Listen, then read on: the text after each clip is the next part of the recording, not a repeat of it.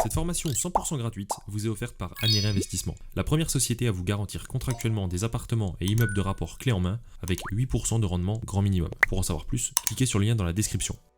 Aujourd'hui, je vais vous partager mon expérience et vous donner plein de très bons conseils pour être sûr de sortir un DPE en D ou C et ne pas être inquiété par la loi climat. Pour rappel, les logements en G sont interdits à la location en 2025. Les logements en F sont interdits en 2028 et ceux en E seront interdits à partir de 2034. Si aujourd'hui vous rachetez un appartement qui ne nécessite que peu ou pas de travaux sur la partie énergétique et qu'il est en E, c'est pas forcément très grave parce que vous allez voir que d'ici 10 ans, vous pourrez facilement le passer en D sans vous affoler aujourd'hui. Vous avez 10 ans devant vous pour faire quelques petites modifs que je vais vous expliquer bien sûr aujourd'hui.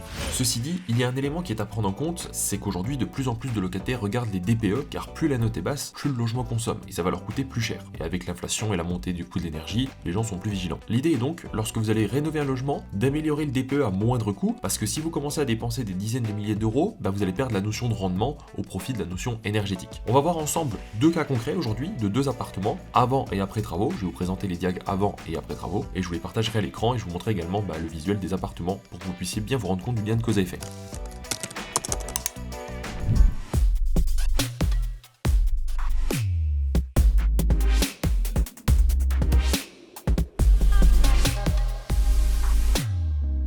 Il faut savoir que les critères sur lesquels vous n'aurez aucun impact sur votre logement, c'est la configuration de l'immeuble, son orientation par rapport au soleil, l'épaisseur de ses murs, donc l'isolation qui a été faite lors de sa construction par exemple, si votre appartement est au rez-de-chaussée ou s'il est sous comble, etc. Donc il y a beaucoup de critères qui ne dépendent pas de vous et vous allez devoir faire avec. Pour ceux qui suivent notre chaîne et qui nous connaissent, vous le savez, on fait des projets d'investissement à haut rendement clé en main et on trouve et on fait rénover des appartements pour nos clients. Sur l'année écoulée, on a rénové à peu près 80 appartements, dont certains qui sont encore en cours, et voici ce que j'ai appris et expérimenté et que je vous conseille de faire pour avoir des bons DPE. Il y a 6 points au total sur lesquels vous devez travailler pour améliorer la note. En 1, l'isolation des murs. Isoler les murs qui donnent sur l'extérieur, c'est-à-dire ceux qui ont des fenêtres ou Velux, ça peut être très pertinent. Donc ça inclut de créer un doublage pour poser des rails métalliques, prévoir de la laine de verre de 10 cm environ, et plaquer avec du placo par-dessus. Donc l'inconvénient, c'est que ça réduit un petit peu l'espace habitable, parce que forcément en doublant tous les murs, ça plus volumineux et donc du coup vous perdez un peu d'espace. Par contre, rien qu'en faisant ça, vous êtes sûr quasiment déjà de gagner une lettre, si ce n'est deux, sur le DPE dans certains cas. Donc ça vaut vraiment le coup de doubler les murs qui donnent vers l'extérieur. L'autre avantage que vous avez, c'est que si vous devez refaire votre installation électrique, par exemple en tirant des câbles, des gaines pour alimenter les radiateurs, et bien vous pourrez passer les câbles dans le doublage en placo, ce qui évite de poser des goulottes qui sont moins esthétiques. À l'écran, je vous diffuse une ligne d'un devis, par exemple de rénovation qu'on a pu avoir pour doubler des murs extérieurs. Donc vous voyez, en gros, vous allez avoir à peu près environ 22 € du mètre carré pour la partie isolation, donc laine de verre, etc. Et vous allez plutôt être autour des, en moyenne, 40 € hors taxe du mètre carré pour tout ce qui va être donc pose de rails, pose de placo, vissage, etc. 2. Changer les menuiseries.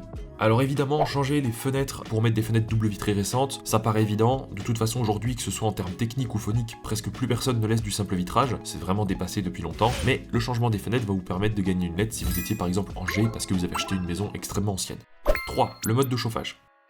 Alors le mieux, c'est clairement dans l'idéal d'utiliser une pompe à chaleur. Mais évidemment, dans le cadre d'appartements en rénovation dans des villes, c'est vraiment pas évident. Puis les pompes à chaleur coûtent très cher aussi à la pose et à l'installation. Le plus simple, c'est donc de mettre en place des radiateurs électriques basse consommation. Il existe différents types de radiateurs. On peut avoir les radiateurs à inertie, les radiateurs à accumulation, les radiateurs à double cœur de chauffe, etc. En fait, il en existe pas mal aujourd'hui. Je vous avoue que je connais pas tout, n'étant pas chauffagiste. En revanche, nous de notre côté, on utilise toujours les mêmes. Ce sont des radiateurs à inertie sèche, avec une lettre A en termes de consommation, et ça fonctionne très bien. Ça consomme peu, c'est pas très cher à l'achat, c'est facile à poser, et ça fait très bien le travail. Et ça permet aussi, bien sûr, d'améliorer le DPE. 4. Le chauffe-eau. Le chauffe-eau, c'est le nerf de la guerre sur les petites surfaces. En fait, dans un DPE, le thermicien, il va prendre la consommation liée au chauffage de l'eau par mètre carré. Donc que vous ayez 15 mètres carrés ou 40, en général, vous avez à peu près le même chauffe-eau. 80 litres, 100 litres, voilà. Du coup, sur une petite surface, donc on va dire sur des logements qui sont compris entre 10 et 40-45 mètres carrés, si vous voulez gagner une lettre en plus sur le DPE, il faut mettre un chauffe-eau thermodynamique. Ça, c'est le secret ultime. Si vous êtes en E ou F sur un petit studio, vous mettez un thermodynamique et il y a de très grandes chances que vous passiez en D quasiment instantanément. Sauf bien sûr si vraiment l'appartement est trop vêtu sur d'autres points. Mais c'est vraiment incroyable cette technique. 5. L'isolation du sol.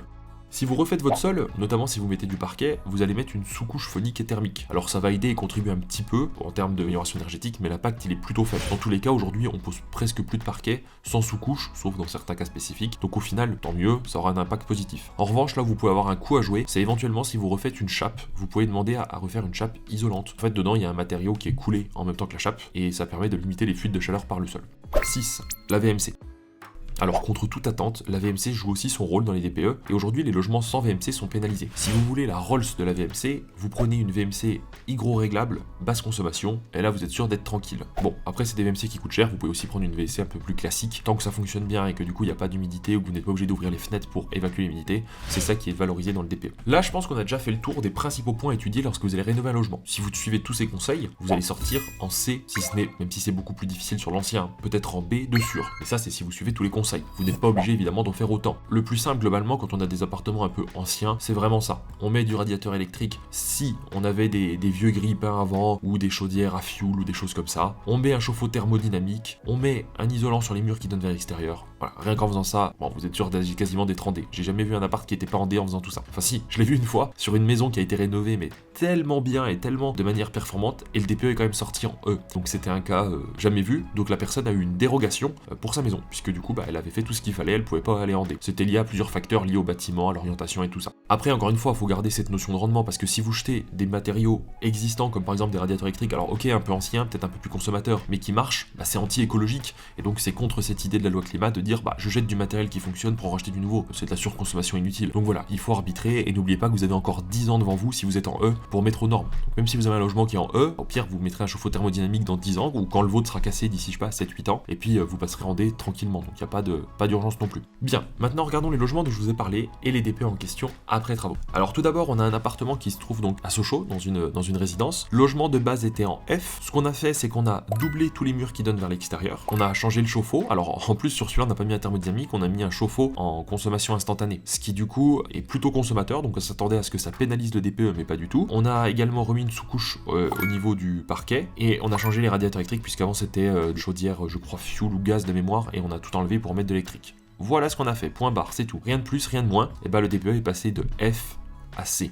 Donc là aujourd'hui, un appartement qui est en C, donc plutôt basse consommation, enfin même très basse consommation pour l'ancien. L'autre exemple que je voulais vous montrer, c'est l'appartement qu'on voit ici, donc qui se trouve à Hérimoncourt, donc commune près de la frontière suisse, où en fait le DPE de base était en F, et aujourd'hui il sort en E. Alors vous allez me dire, ah bon, E, c'est pas top. En fait c'est volontaire, parce que actuellement on avait un chauffe-eau qui était fonctionnel, on avait des combles et sous-combles qui étaient déjà isolés, enfin il y a déjà de l'isolation, et du coup le client et nous-mêmes avons décidé en commun accord de dire, non, on va pas aller changer le chauffe-eau qui fonctionne pour mettre un thermodynamique qui va vous coûter 1500 € de plus, alors que celui-là marche très bien. Donc ce qui a été refait, on a changé les radiateurs électriques pour mettre des plus basses consommations, le sol avec une sous-couche, on n'a pas touché au comble, on n'a pas touché au chauffe-eau. Du coup il sort en E, il était en F, il est passé en E. Et bien en fait, du coup comme je le disais, dans moins de 10 ans, le client va reposer un thermodynamique quand celui-là sera fichu, ou si le locataire part en 2034 ou 2035, il changera à ce moment-là, et là il passera en D. Donc tout simplement, vous voyez, donc faut pas non plus trop s'inquiéter sur les DPE, si vous faites ce qu'il faut, globalement, ça va bien se passer.